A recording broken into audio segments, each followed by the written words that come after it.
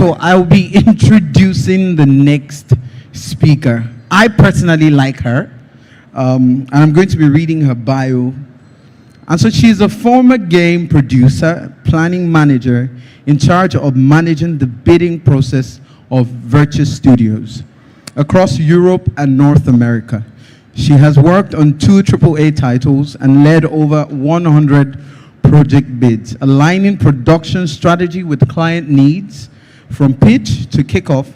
Now part of Virtuos' business development team, she supports studios in the EU and MENA regions, leveraging her operational expertise to build lasting partnerships. Can we, with a warm round of applause, welcome on stage Soukayna. Please welcome Soukayna on stage, Business Development Manager for Virtuos Games. Yes, she said that I should not say her surname. I did say it a lot of times. I think right. At this point everybody knows my name. Hello, everybody.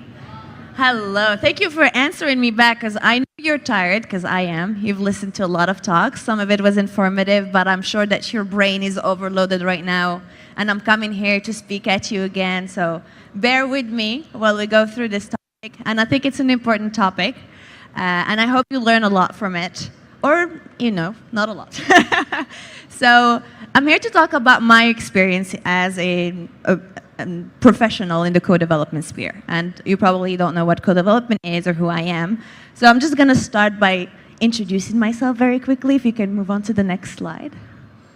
So, as I said, I myself have been a producer and led production on 2 AAA games, one of them which is out now and another one which is coming up soon.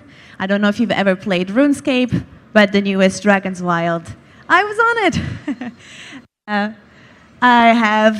Since then, I've also been in charge of all of the bidding, as you know, for Virtuos, over 100 projects, so 100 different games, where I pitched either a part of the strategy or oversaw or chose the team that's going to be working on it.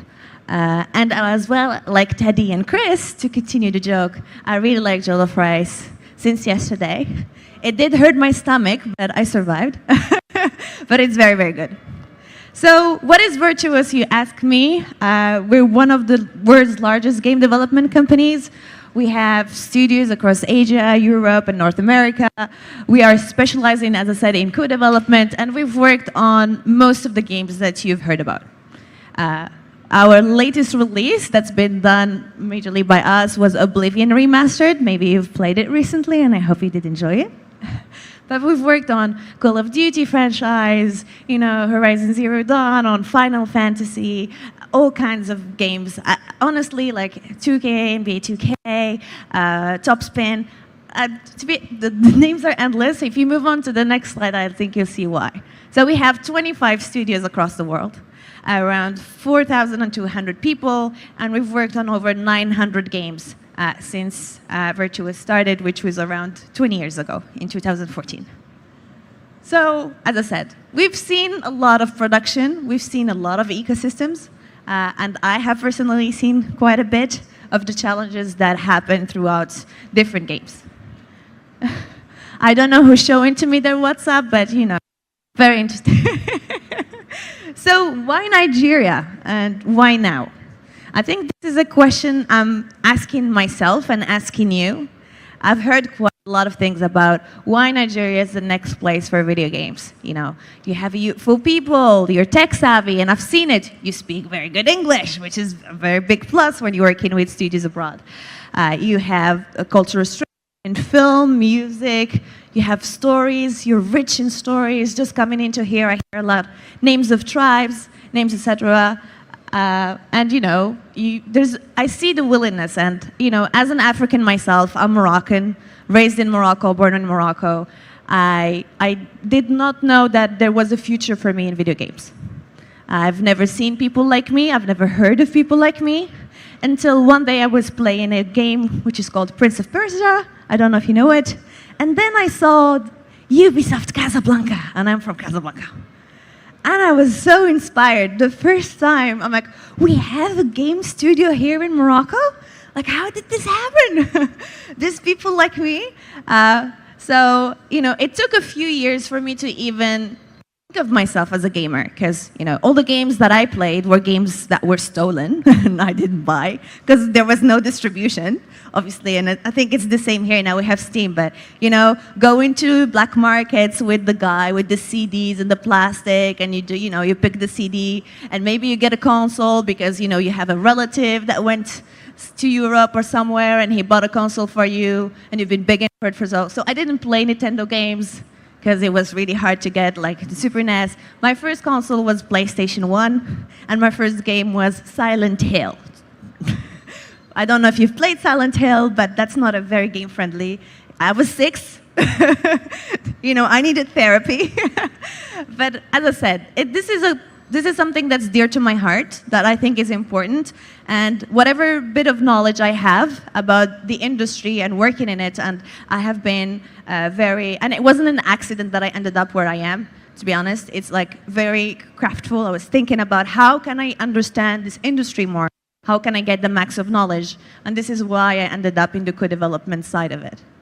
So the growth challenge, as I said, there's a tech-savvy youth, there's a creative power.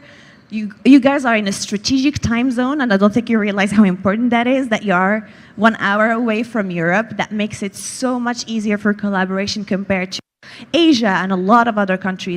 A lot of countries that have that limitation in terms of time zone. And, as I said, you're used to hustling. You're hustling people. and that helps. But it also can present a challenge. Because you're hustling people, it's really hard, like us in Africa, it's really hard to have legitimacy in the global sphere when it comes to video game production, at least in the big, in the major leagues. We don't have global exposure. We don't have reliable pipelines. The revenues are, sometimes they come, sometimes they don't come. If we make games internally for our markets, we don't have people who play them from our markets, or they don't have the means to buy them. And we don't have enough financing, publishers, people with capital coming and wanting to invest here.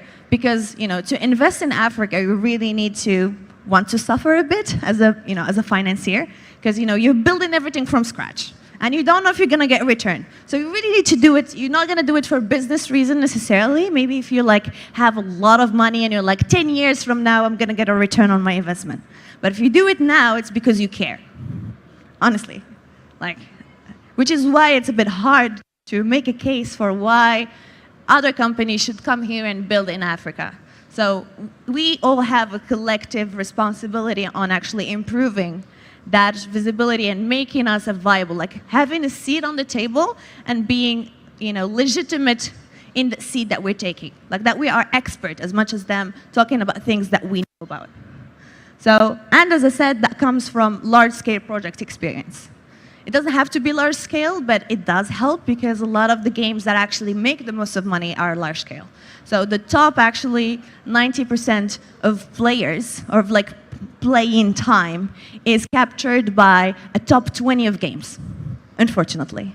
So even though you have thousands of games coming every day, every week, only 10 of them every year capture 90% of the revenue worldwide.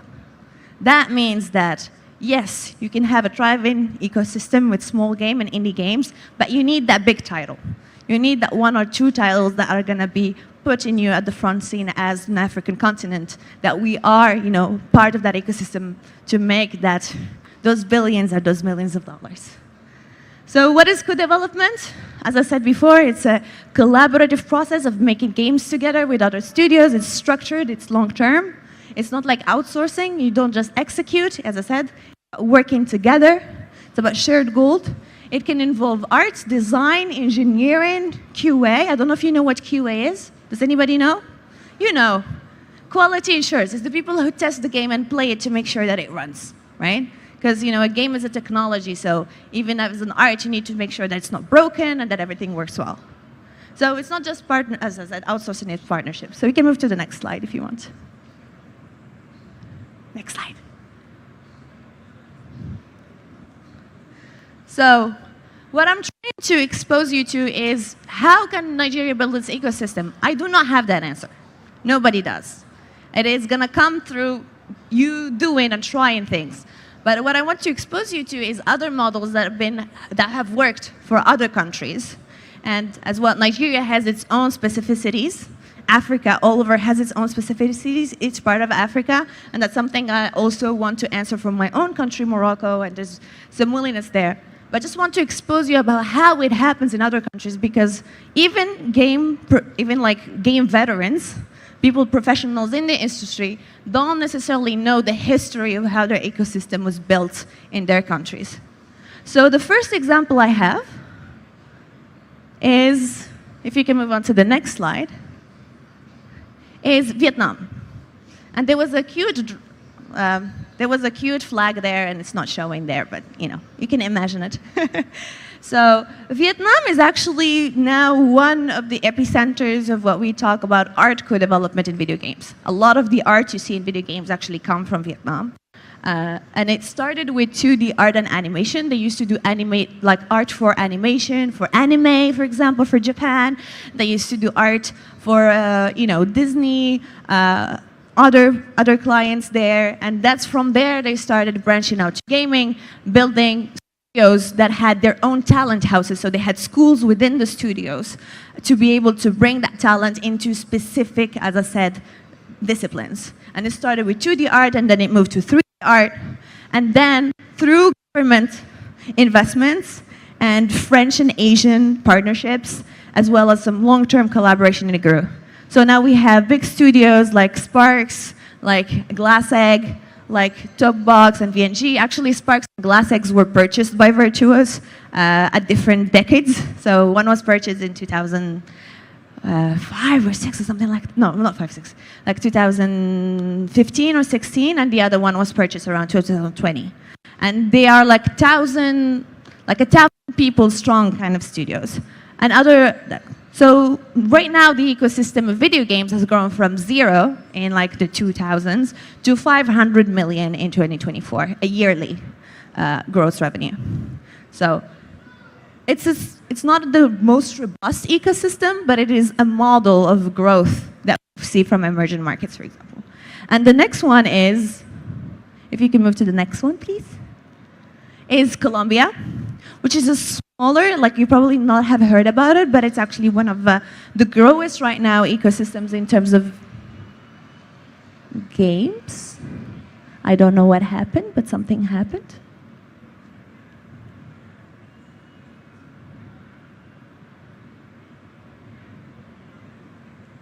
I think we can move, and we got to Colombia.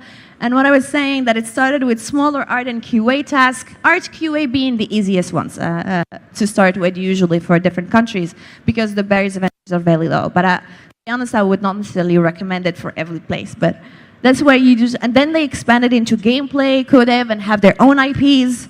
And the success factor was, as I said, English upskilling, being very close to North America in terms of time zone, and also events and tax incentives. You will see throughout all of these examples that tax incentives helped a lot. So governments being involved in actually creating the system was the major accelerator of it. And since then grew like TerraVision, Brains, Effecto Studios, and now the market is around 50 million, so it's not that big, but it is very, very fastly growing. Next slide. And Romania. I use Romania as an example of Eastern Europe, but you can see this model actually reproduced in a lot of Eastern European countries. And to be fair, they're a very special model because they are technically in Europe. So that means a robust, education system that's very close to other studios or other partners. You must know that actually most of the ecosystem of video games exists in maybe 4 or 3 countries. That's like the machines. They're the one driving most of the revenue when it comes to video games. So you have your Japan, you have some European countries. I put them in one cluster because they are, you have Sweden, France, and a bit of Germany, a UK. That's the third cluster, and the third cluster is USA. Those are the big guys. Those are the big guns. The rest are like satellites around those big guns. That big or small, depending on the years and the decades, but that's mainly it. It's not like a million of countries either. So it's very centralized. So That's why I'm telling you, like being in proximity to those centers kind of drives you in to be able to get a part of that share of the pie. And as I said, Romania actually started with QA and porting, and it scaled into engineering and live services because of the engineering expertise, as I said, in Eastern Europe, and I said it before.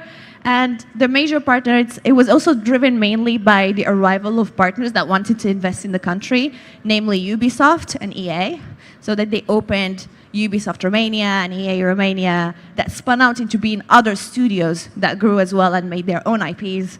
And now they're around 40 million in 2022 with 6,000 game creators in the country. And the next example I have for you is, if you can move on, Poland. How big do you think Poland is in the game industry?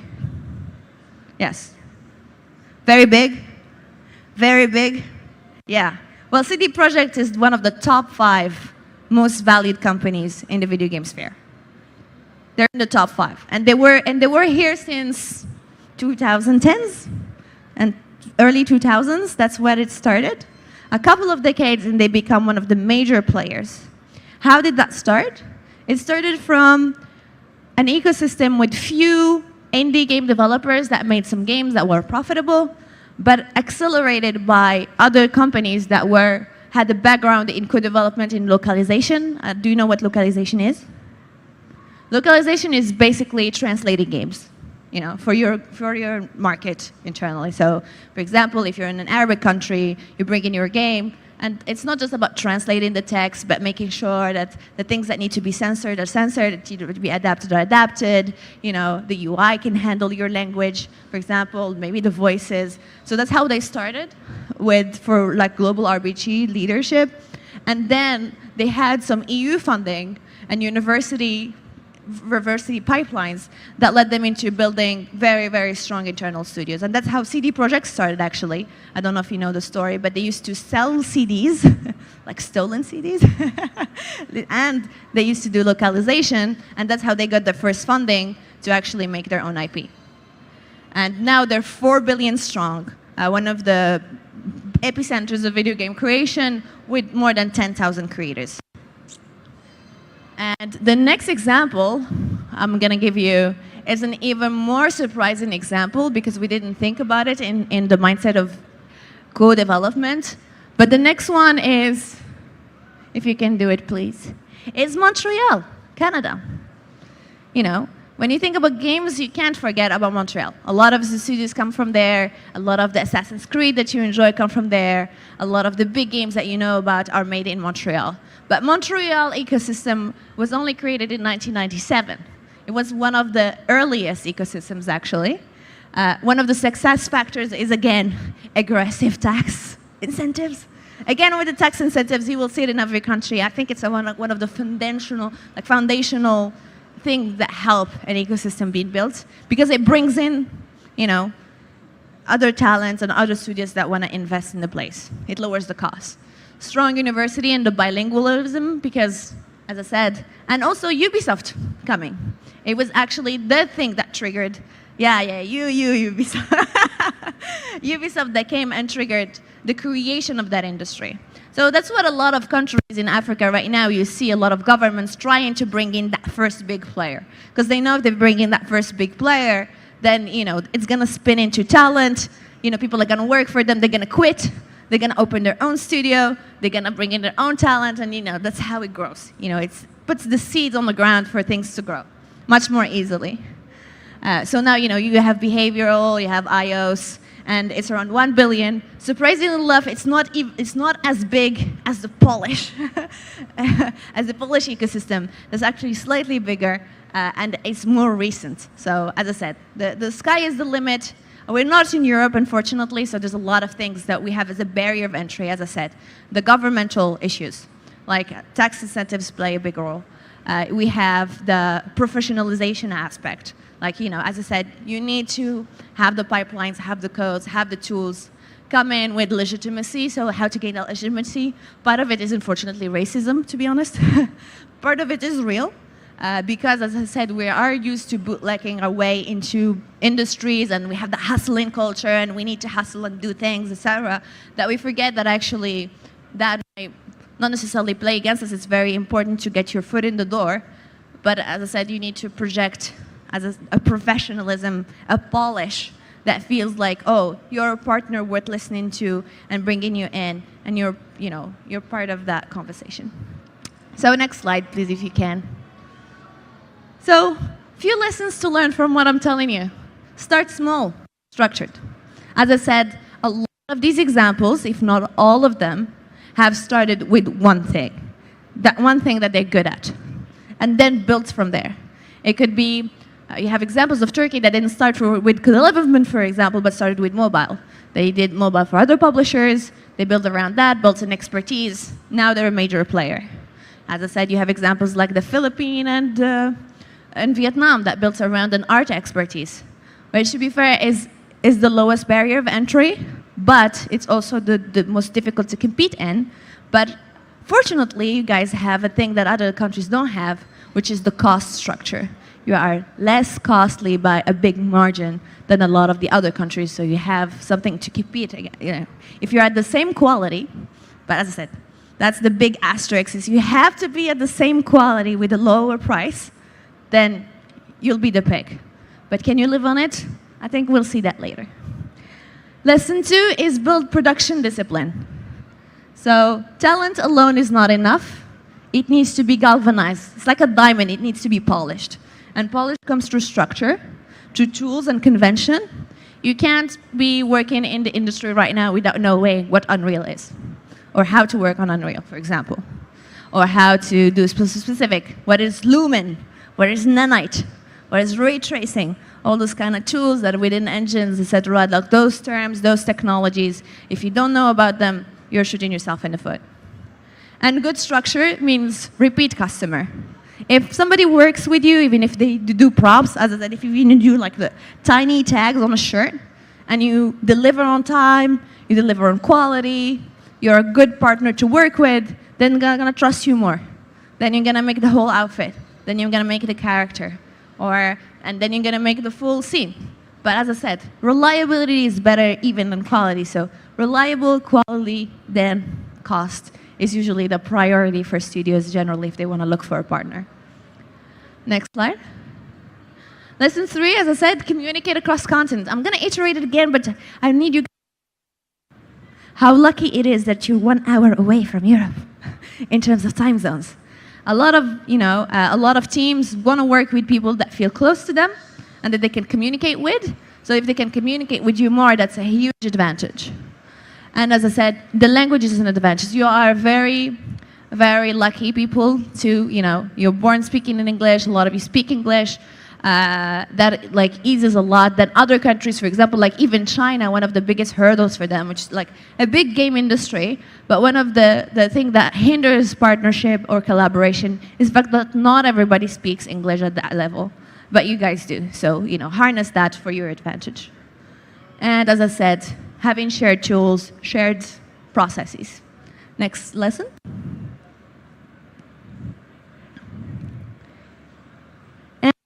Building trust to embedded ownership.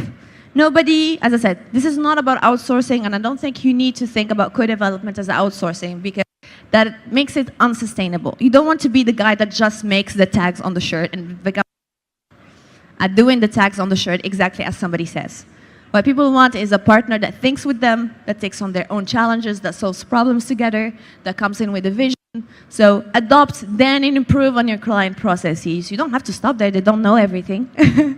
You have your own expertise, your own stories to tell, your own way of doing things that might actually even be better. So communicate them, be proud of them. Take accountability and ownership of it. Be proactive, spot blockers, find them, make your portfolio, send it to a studio. Don't wait for them to come to you. And don't ask them just what they need, but what problem are they trying to solve, and then try to solve with them. Because studios, they want partners, they don't want just execution. Because if you're just somebody who executes, you're easy to replace. And that's not sustainable for your business. You don't want to be working on a project, hiring 5 people, 10 people, and then, 2 years or 1 year down the line, or even a couple of months, they tell you, actually, there's this other partner, and, they're helping us with this, and then, your survival depends on it. And as I said, to think like a partner, unfortunately, the issue is that today, code development is not optional for most studios. Even in the UK, even in France, even in what you would call big game ecosystems, a lot of the studios, especially indie studios, have to rely on code development. But not just indie, by the way. Like a lot of AAA studios do a lot of insourcing. I mean, people from Ubisoft can attest,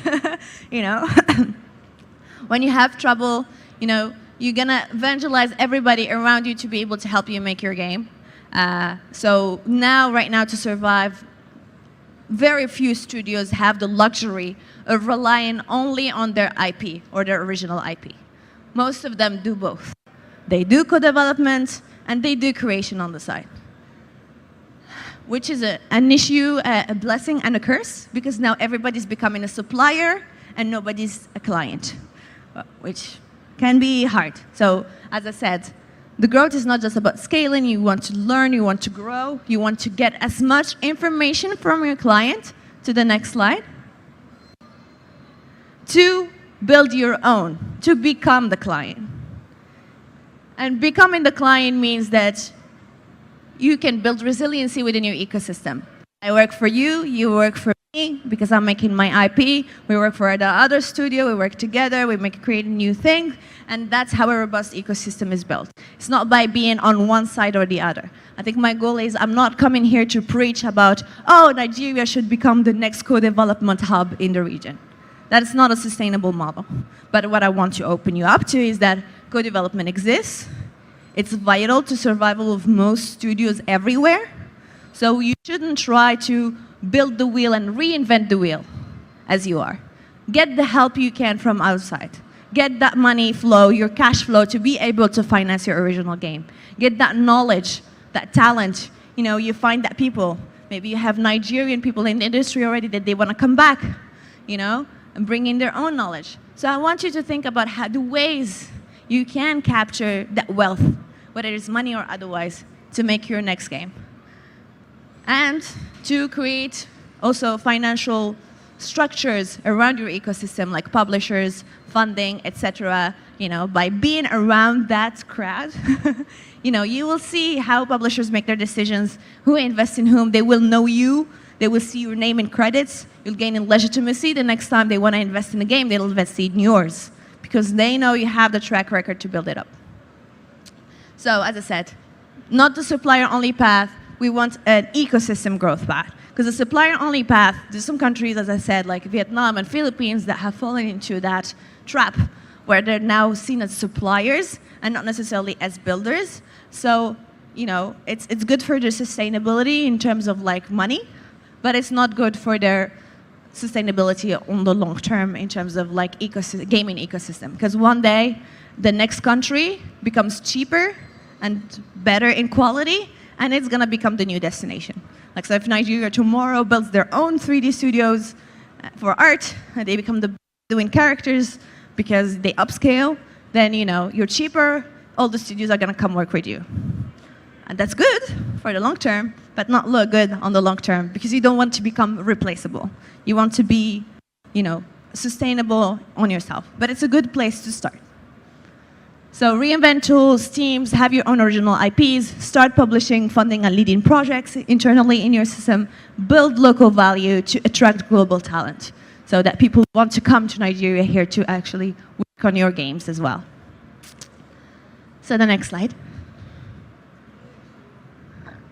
So a mature ecosystem looks like service studios, independent studios working together, local publishers, funders, platforms working together, events, training, cross-studio collaboration. As I said, the goal is not to replace co-development or new IP creation, but it's to have them create value for each other so that they both can sustain your ecosystem. And if you want to make games, you need money. It takes a long time. 3 years without a salary, nobody's willing to do that. And unfortunately, unlike films or books, where you get to create your art and push it soon or early enough that you can make some money out of it, game, it's not the case. And the bigger the game, the bigger the potential, and the bigger the years of struggle you will have to face in uncertainty, not knowing when you're going to get your next paycheck, not knowing when you're going to pay the people around you. And what I'm trying to explain here is there are opportunities for you to actually be able to gain in experience and in funding to be able to survive long enough for you to actually build your own games. So thank you. I think that's my final slide. So do you have any questions?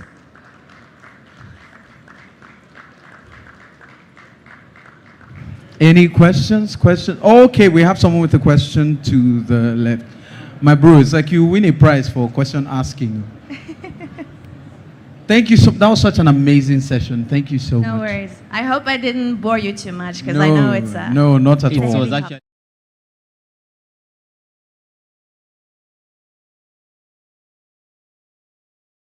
points, right? So it's more of a curious question as regards government being a factor, right? Especially with funding and tax incentives. So I just want to ask, in your own experience, right, has it been the government reaching out to the studios and saying, okay, there are tax incentives, or has it been the industry itself, I mean the game industry now, probably the game studios reaching out to the government and requesting for these incentives, if we'll call it that? From the biggest expert in terms of how the taxes have, tell you the little I know. Usually it's a mix of both.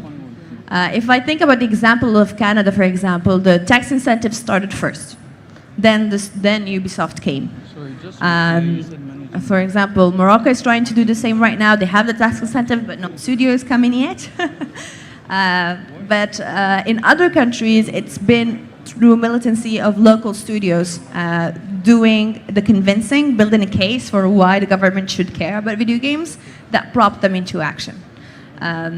So as I said, I think there's a part to be done for both. I think, unfortunately, if the government doesn't do its part, then you don't have a choice. You have to be that voice that goes into them and tries to convince them about the potential of video games. And I think, to be honest, the potential is there. The argument is very easy to make.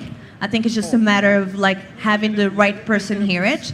I don't think as Nigeria we'll have a lot of difficulties trying to find the arguments. It's about trying to find the people that are going to be willing to listen to those arguments, if that makes sense. Yeah, thanks so much. That does.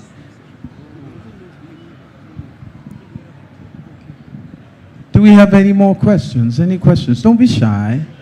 Don't be shy. If you have a question, please ask. I am very friendly, all right. So I hope. Good day, everyone. So I'll start from here. You know, Nigeria is not into the gaming kind of a thing. It's not a business. So it's something new. We're trying to venture into it. We need to start from somewhere. The government is not helping anybody beside themselves. So my question is simple. So for we that are adopting this, for we that are trying to adopt this gaming culture in the sense that going into it, what are the factors to consider in sense of cost? So I know there are several platforms for game, there's PC, there's console, there's mobile, you get. So which is more affordable?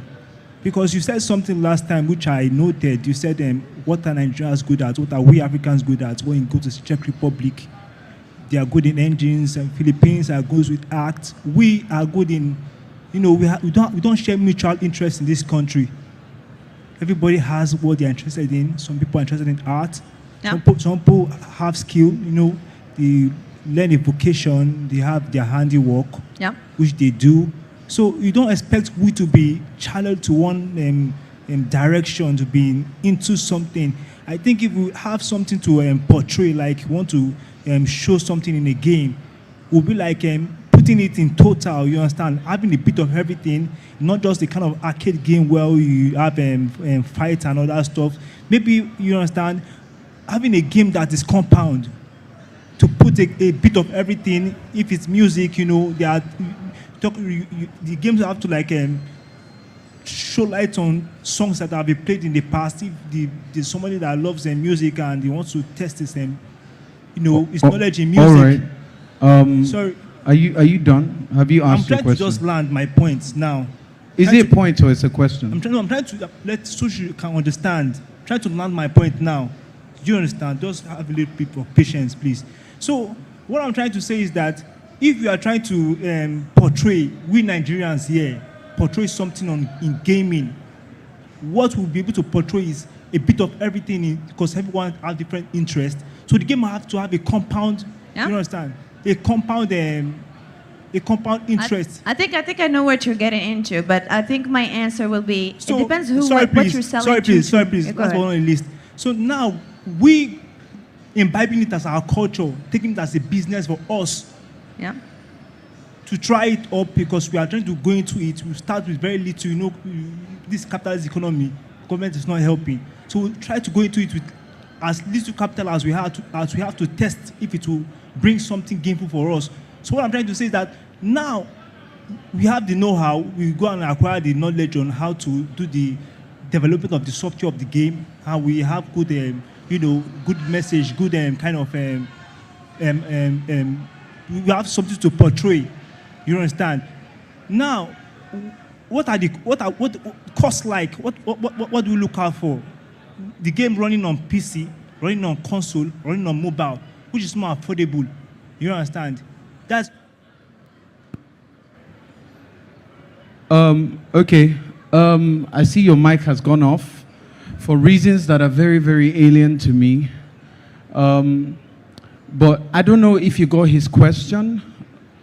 I think I might need some help in, you summarizing the question because I have a hard time hearing everything. So it was a Okay, bit so long. let me give you 10 seconds to summarize the questions, like 1, 2.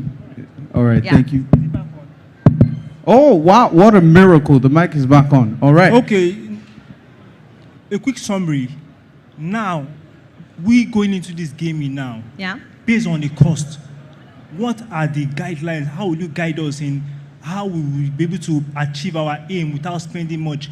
I know games are being run on several platforms like mobile, Yeah. PC, and console. Which is the easiest for us to tackle in terms of cost? Okay. I understand your question now, and I think I have a bit of more layers of answers because the question, because what I'm telling, as I said, it depends on what you're selling. Here, what I'm trying to explain is that you don't necessarily have to sell games to consumers to have an ecosystem and build around it. What you can do is send your expertise to other studios that are already building those games. But if you want to make your own games at smaller scale, there's a lot of, as I said, the easiest entry is mobile for sure, because it's the lowest cost, especially in hyper-casual games. Usually the time is around 2 weeks. It's 1 or 2 people, and then you can iterate and push and try to see how many people play your game. And that's a model, and it's a choice, studio. But if you want to make games that for other platforms, and to be fair, it's a model that's very competitive. A lot of people that are in it because it's so easy. A lot of people do it, so there's a lot of competition, which means that the potential of it making money for you specifically becomes lower and lower the more people get into that market. Do you understand what I mean?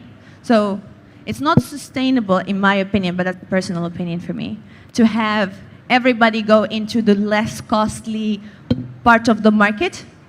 Exactly, you need balance. Otherwise, you'll have just too many people doing hyper-casual games, for example, because they're not costly and very easy to make, but nobody making money, because there's too many actors in the business.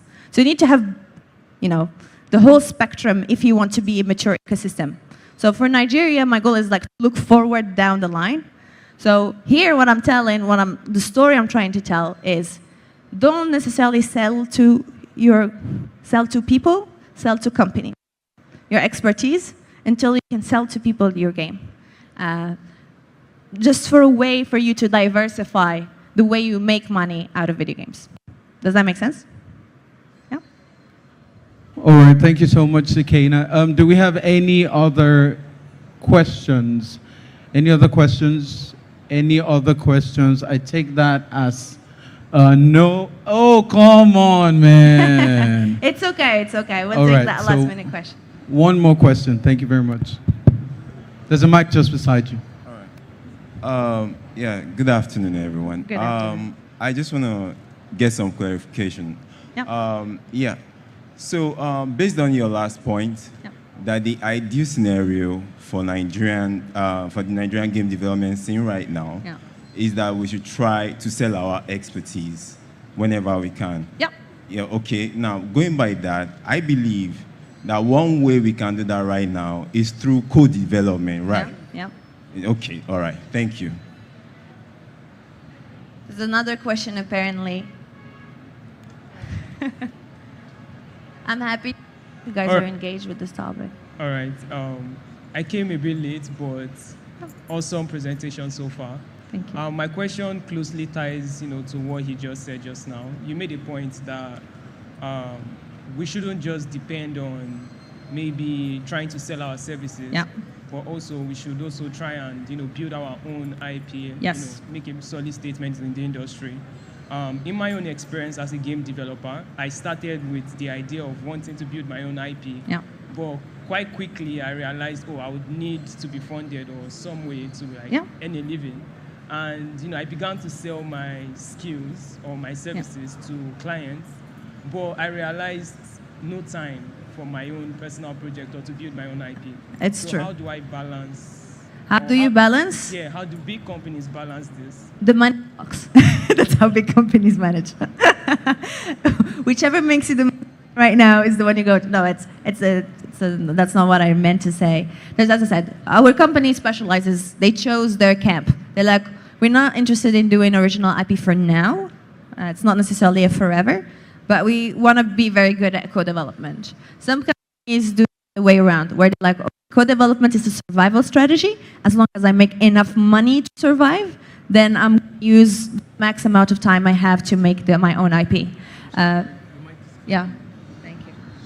But as I said, the point is necessarily, I think it's a question for you necessarily to see how much money do you need to survive to make your own IP. And also, it's also a matter of quality. Like one of my arguments about co-development is not necessarily just the financial stability, but the learning that you get out of it. Because when you go through even a AA or an indie game studio creation process from start to finish, when you're gonna make your own game, you're gonna get better at it. You're gonna be better, you're gonna produce better quality, you're gonna have higher standards for yourself, and you're gonna be easier for you to match the market because you've seen the process happen from the beginning to the end. You've seen how it looks like to get players. You've seen how it looks like that production challenges you face. You've seen the pipelines, you've seen the tools, you've seen best practices. So it's easier for you to replicate that in your experience. So as I said, it's a personal question for you to ask to yourself to see, do I have the knowledge that I think will be necessary for me to be competitive and not just be one of the million of indie studios that releases a game that nobody plays?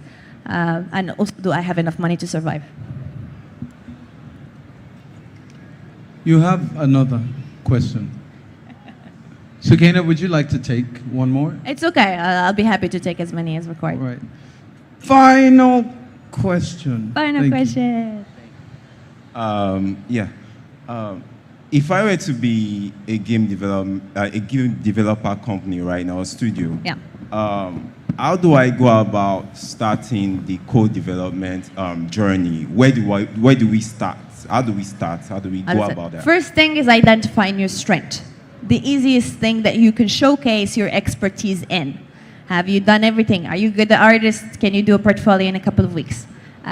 Do you have any specific expertise through your background? Maybe you are very good at composing music, or you are very good at specific engineering task. And you can build from there and showcase your work. Nobody's gonna hire you based on your word alone. You're not gonna come, oh, you have a cool shirt, I like your smile, let's come and build the game with me. You have to show some expertise somewhere.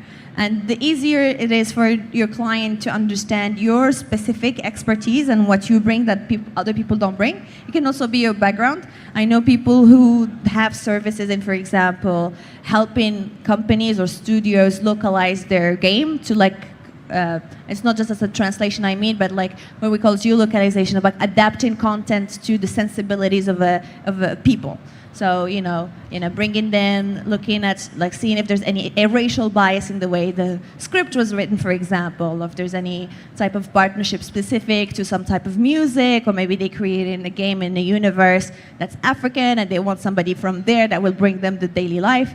It can be anything, but you need to pinpoint what is your strength and build from there. So, but do we? But we what? But do we have to? Where I'm actually going is, because I'm trying to figure out how do we? Is there a platform or a way that we can approach these clients? Like, how do we get to meet them? How do we get to meet them? And Even we don't have a secret. That's kind of my job. I just show up at places where I think they will be. And I send them emails and I look them through LinkedIn. I have, personal connections, and usually that's how you build a connection. There's no secret. There's no platform magical and you send your portfolio and people are going to come to you. You have to, it's like finding partners anywhere else. All right. Thank you so much, Soukayna. Please, can we together for Soukayna? That was such an amazing session. Thank you very much.